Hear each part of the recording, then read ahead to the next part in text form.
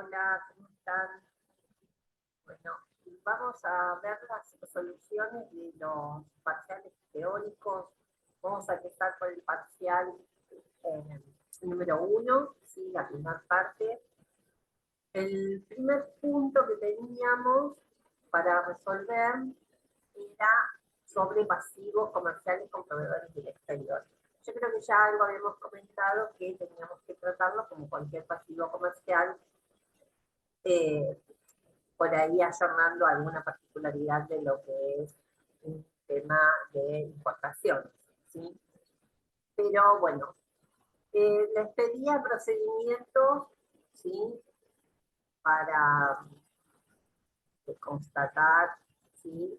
Para desarrollar la auditoría sobre este rubro, ¿sí? Una de las pruebas sustantivas que tenemos para validar existencia y evaluaciones, la circularización a proveedores. Podemos hacer circularización a proveedores.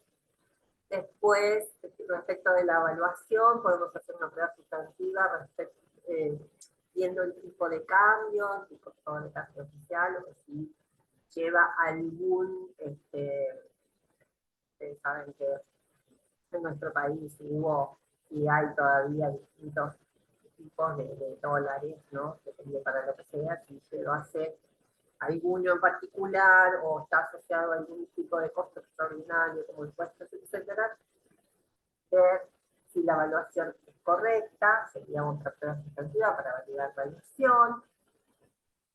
Y respecto de la documentación, vamos a ver las facturas, ¿sí? Como pruebas sustantivas, ver la documentación de respaldo.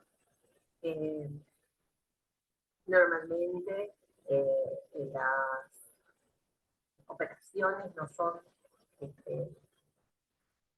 masivas, ¿sí? Cuando son importaciones, este, por lo tanto, por ahí tenemos la posibilidad de hacer una revisión de una muestra significativa o de todas las importaciones que haya hecho la empresa. Vamos a ver las facturas de el proveedor del exterior y toda la documentación que hace a los gastos de importación, fletes, seguros, depósitos de aduana, etcétera, los despachos de aduana, ¿sí? Donde se abonan impuestos y percepciones, obviamente lo que sean créditos fiscales como IVA o percepciones no van a estar contenidos en nuestro objetivo comercial, pero sí vamos a poder validar una proporción, una relación entre cuánto tengo en impuesto respecto de cuánto era el monto de mi importación para saber cuánto es y si tiene una relación con los pasivos con proveedores del exterior que está teniendo la empresa. ¿Sí? Como calcular los ingresos brutos, ¿no? Algo parecido.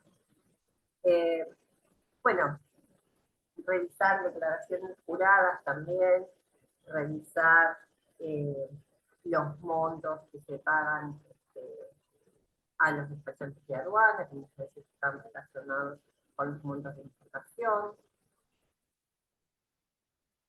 Todo ese tipo de pruebas serían sustantivas, nos van a validar evaluación y existencia. También podemos pedir una circularización al banco con el que opera el cliente para ver cuáles fueron los pagos que Banco Central les autorizó hacer al exterior, ¿sí? Para comprobar si está cancelado o no.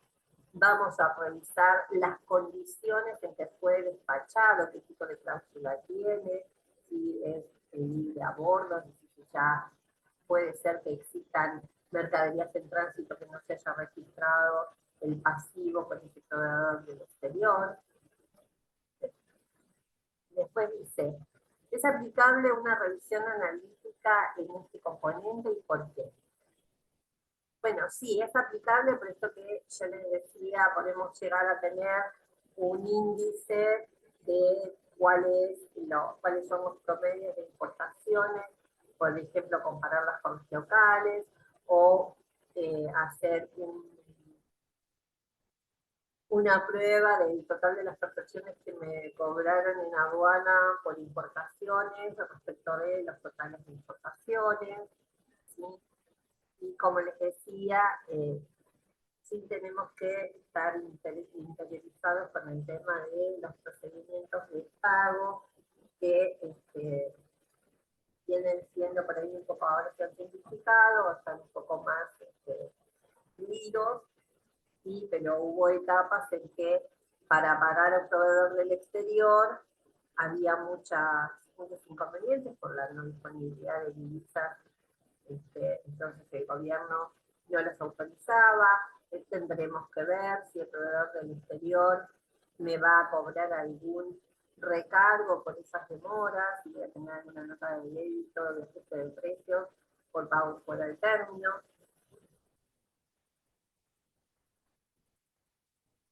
Y considerando el concepto de referencia cruzada, señale con cuáles otras evidencias relacionadas con la auditoría de otros componentes podría completarse o validarse la evidencia obtenida para los pasivos.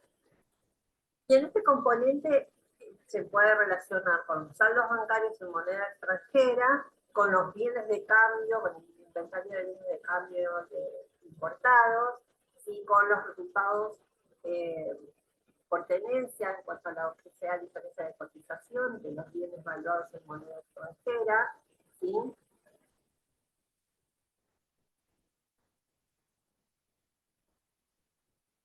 Bien, eso creo que más o menos responde el primer punto. El segundo punto, indique si es verdadero o falso lo siguiente. En todos los casos, fundamente las razones en el espacio asignado de forma completa, apuntando conceptos que emanan de la literacia y las normas. Tengan en cuenta que una afirmación es correcta cuando lo es en su totalidad. Las sociedades anónimas, de acuerdo a la Ley General de Sociedades, pueden aumentar su capital social hasta su quíntuplo, siempre que la emisión se realice con prima de emisión. Bueno, esto es falso.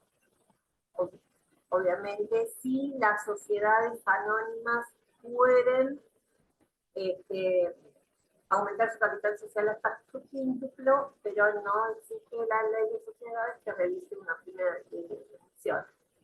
Para poder aumentar el capital hasta el quíntuplo, el estatuto debe prever esa situación para no tener que pedir una autorización al organismo de contralor, ¿sí? El resto de las sociedades tienen que hacer una modificación de su estatuto, ¿sí?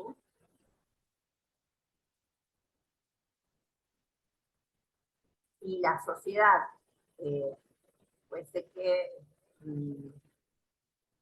hace oferta pública de sus acciones, entonces en este caso para las sociedades anónimas que cotizan en bolsa, no tienen límite en cuanto al aumento de capital. Pero en ninguno de los casos la Ley General de Sociedades requiere que esos aumentos de capital se hagan con una firma de emisión.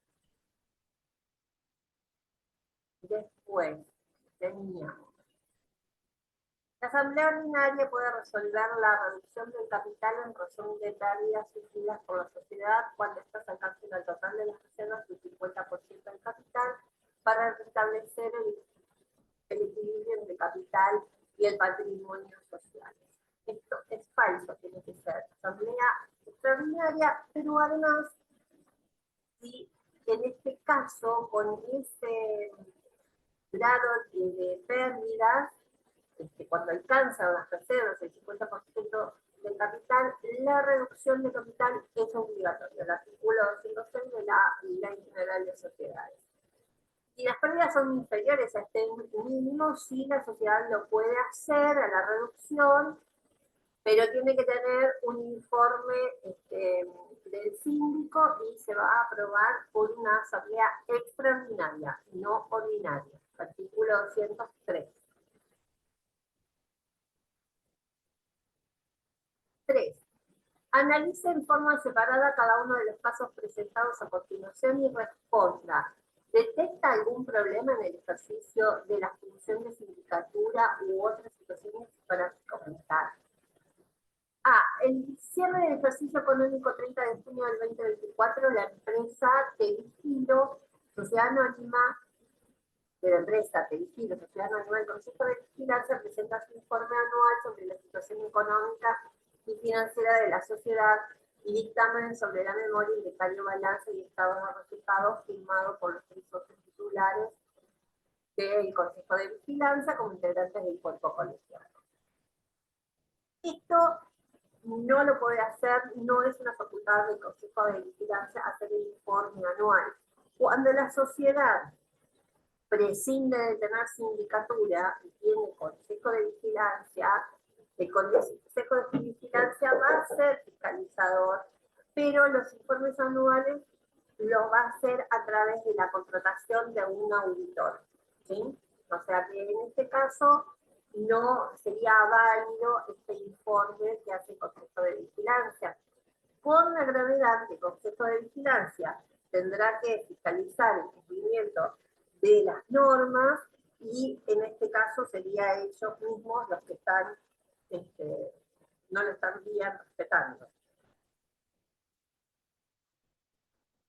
Bien, el punto B dice, la familia dedicada a la industria alimenticia se inició hace 30 años en el rubro con el trabajo del señor Corrione y su hijo Bruno, ha tenido un importante crecimiento, llegando a ser una de las empresas más importantes en el mercado. Sin embargo, los Corriones han evitado la concentración de acciones en personas que no sean integrantes de la familia. Con ese criterio de círculo de confianza se manejan en la designación de los niveles jerárquicos y también lo hicieron para la designación del síndico. Recientemente aceptó el cargo de síndico el abogado Gino Capone, íntimo y coterráneo de los Corriones procedentes de Salerno. Bien, ¿qué pasa acá? No estaría dentro de la falta de independencia presunta que nos menciona la resolución técnica, pero hay falta de independencia real, es decir, acá va a ser la profesionalidad, la ética con la que se va a manejar este síndico. Para aceptar este cargo debería poder demostrar que se va a manejar de forma realmente independiente a pesar de ser un amigo íntimo de la familia. La realidad es que la independencia real o mental, de actitud mental, en este caso el ejemplo es un abogado, puede ser un contador, debería ser el propio profesional el que entienda que no puede ser independiente.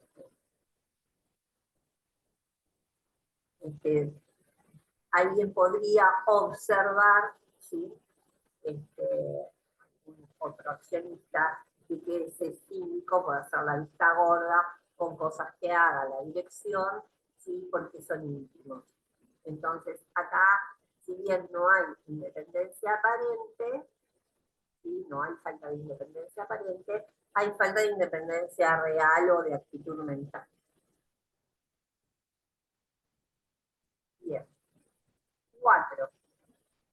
Seleccione con una X la respuesta adecuada para cada una de las preguntas o afirmaciones que se exponen a continuación y justifique su elección. Tenga en cuenta que debe elegir una sola opción para llegar a la respuesta correcta. Justifique por qué eligió esa opción y por qué descartó las demás.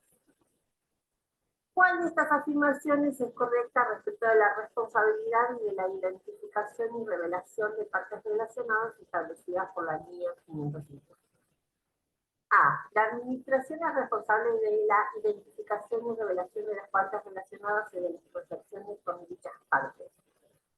B. El auditor es responsable de la identificación y revelación de las partes relacionadas y de las transacciones con dichas partes. C. El auditor del grupo, junto con los auditores y los componentes, son responsables de la identificación y revelación de las partes relacionadas y de las transacciones con dichas partes, y de la administración y el auditor del grupo son responsables en forma indistinta de la identificación y revelación de las partes relacionadas y de las transacciones con dichas partes. Bueno, la respuesta correcta es la A, ¿sí? Es la administración o la dirección o el órgano que corresponde de acuerdo al tipo de entidad, ¿sí? El responsable de identificar y revelar las partes relacionadas, ¿sí? Y a su vez deberían tener un sistema de control interno como para poder revelar en forma fehaciente, en forma integral, todas las partes relacionadas, ¿sí? El auditor lo que va a hacer es revisar, ¿sí?, cuáles son los procedimientos que tiene la sociedad para identificar las partes relacionadas, ¿sí? ¿Por qué rechazamos las demás? Bueno, no es el auditor el responsable, sino que el auditor va a tener que revisar los procedimientos de la administración, el sistema que tenga de control interno para relevar las partes relacionadas, las sociedades del grupo. Tampoco lo son los auditores de los restos de las sociedades que estén relacionadas, subsidiarias, ¿sí? Componentes, como dicen acá, y tampoco tienen una responsabilidad conjunta la administración con el auditor. Punto 4. La prueba de pasivos sometidos es un procedimiento de auditoría que permite validar la integridad y evaluación de los saldos de pasivos.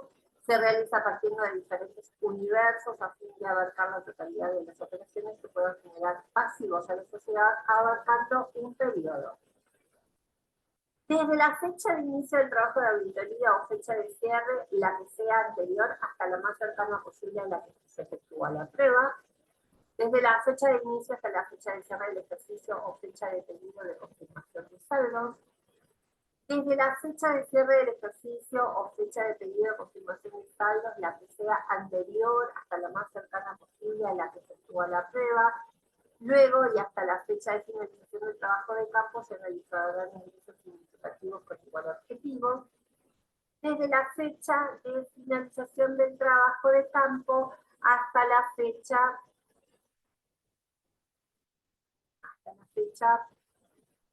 de emisión del informe de auditoría. Bueno, la respuesta correcta es la respuesta C, ¿sí? Porque vamos a hacer desde el cierre, ¿sí?, hasta que efectuamos la prueba. Pero si luego de haber hecho todo el trabajo encontramos o detectamos algún tipo de ingreso significativo, lo vamos a revisar igual. ¿Qué es lo que se va a revisar en una prueba de pasivos omitidos? Que sería uno de los principales procedimientos para validar saldos de deudas, ¿sí? A través de esta prueba lo que vamos a hacer es analizar todas las compras y los gastos que se hayan registrado después del cierre. Se van a analizar si hubo facturas pendientes de registro que se hayan recibido después del cierre. Se van a comparar los asientos mensuales en concepto de pagos, ¿sí? O sea, cuántos pagos tengo yo que a fin de mes, a ver si se registraron todos los pagos del último mes de cierre, si hay algún movimiento anormal, y en especial los cheques emitidos o los cheques que se debitan después del cierre, que son cancelatorios de deudas que se hayan originado en el ejercicio que estamos haciendo el informe, ¿sí? Revisaremos órdenes de pago, también con el mismo criterio, ¿sí?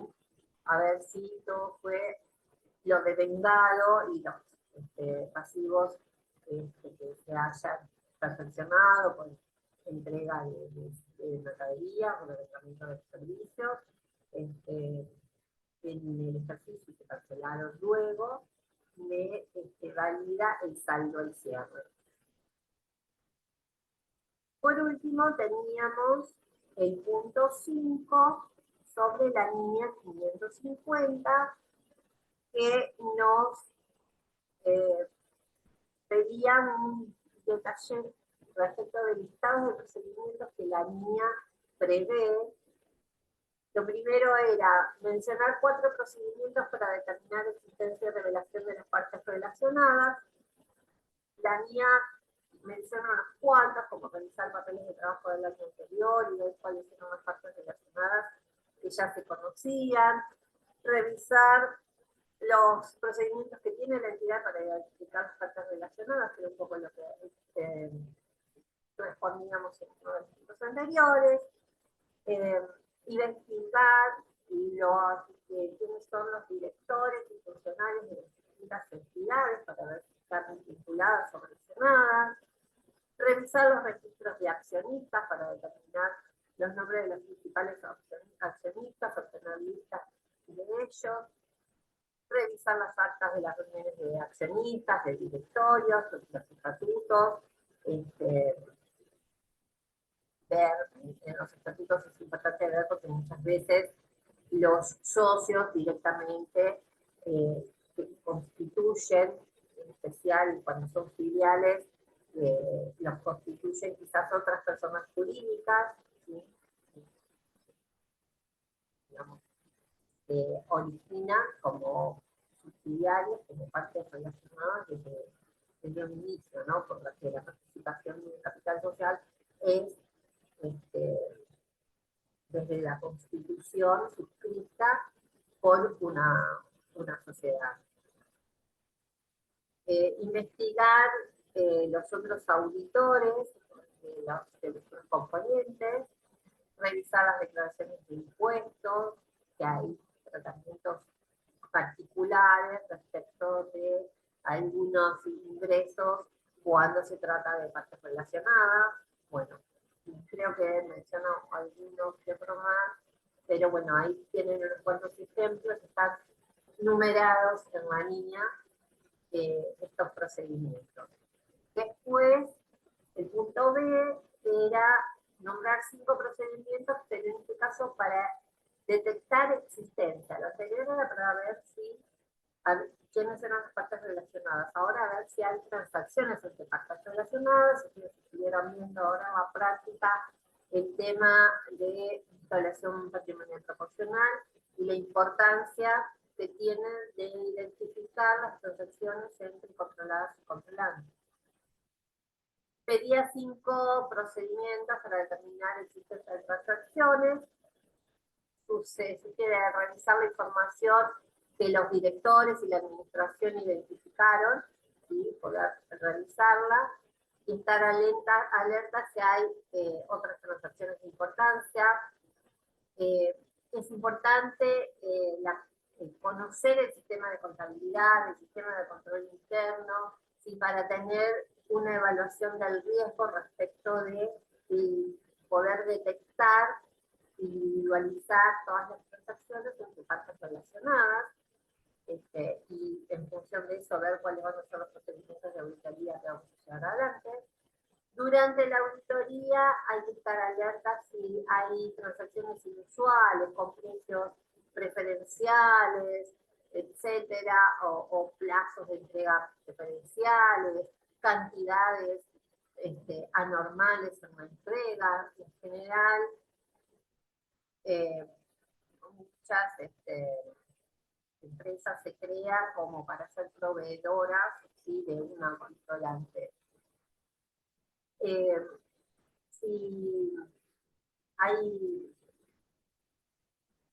Si no se puede demostrar bien que hay una razón en los negocios, si la forma de procesar las operaciones es inusual, bueno, la registración está hecha con toda la documentación necesaria. Se pueden realizar distintos procedimientos, pruebas detalladas de transacciones de balanza, revisar las reuniones, otra vez las actas de reuniones de accionistas y directores. Ahí podemos encontrar actas donde se haya resuelto alguna operación, que ya puede ser una operación que esté relacionada con la actividad principal de la sociedad, como ser la compraventa de bienes, de cambio, o la contratación de algún servicio especial, o la compra-venta de algún activo fijo, ¿sí? Pago por ahí de algún intangible, ¿sí? Alguna patente, etcétera.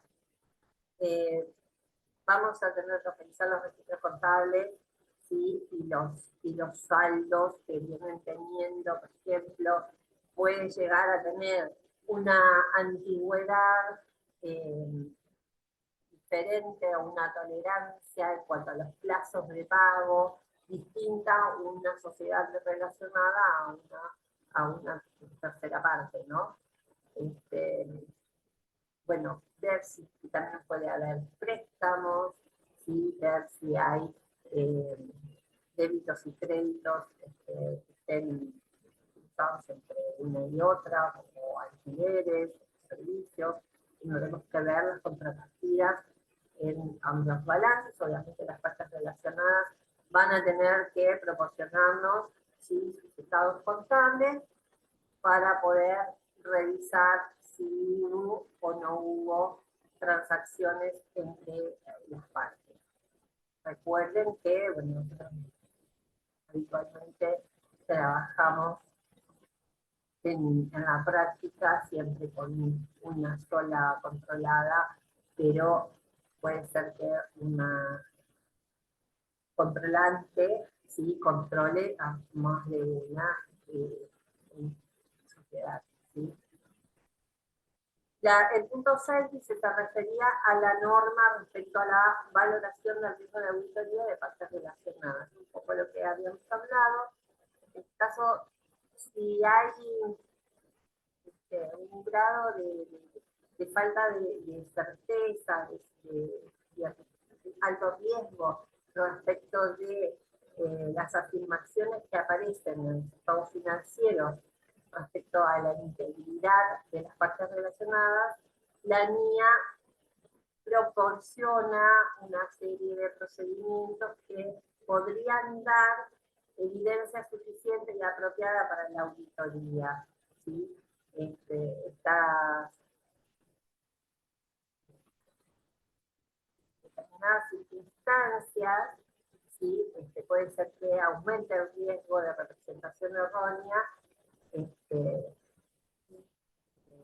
o que haya ocurrido una representación errónea. Y la mía lo que dice que si existiese una circunstancia como esa, de un alto riesgo, o que ya hayamos detectado que hay una representación errónea significativa relativa a las partes relacionadas, el auditor debe desempeñar procedimientos modificados, ampliados y adicionales según sea apropiado las circunstancias. Y ahí lo deja abierto, donde obviamente lo que va a primar va a ser el criterio profesional de qué procedimiento aplicar para minimizar los riesgos. Bien. Espero que esto les haya servido, más o menos para saber qué era lo que querían contestar. Vamos a hacer en otro videito la resolución del último parcial.